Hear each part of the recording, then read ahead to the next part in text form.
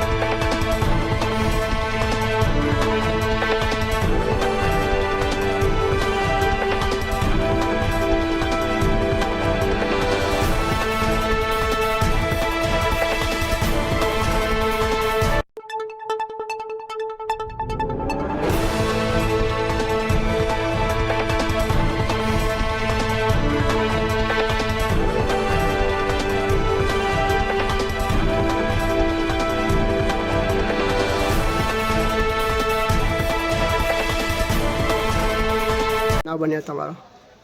આ દુકાન આપણે સુલતાનપુરા કરોલિયા પોલમાં આવી છે અને શિવકંગન કરીને છે। અને સવારે મને ફોન આવ્યો એક ભાઈનો કે તમારી દુકાનના કે તાળા તૂટી ગયા છે, તો તમે આવીને જોઈ લો કે। એટલે હું આવ્યો સવારે સીધો ઘરેથી અહીંયા જ આવ્યો, આવીને જોયું તો બધું તાળાવાળા બધા તૂટી ગયેલા અને અંદરથી બધું સામાન તો છે, અમુક થોડું ઘણું લઈ ગયા બધા, બાકી મેન કેશ લઈ ગયા છે। કેશ કેટલી હતી અંદાજત? ટોટલી આ બધું સોમવારે બધાનો હિસાબ કરીને આપવાનો હતો, 6 લાખ જેવા હતા ટોટલી।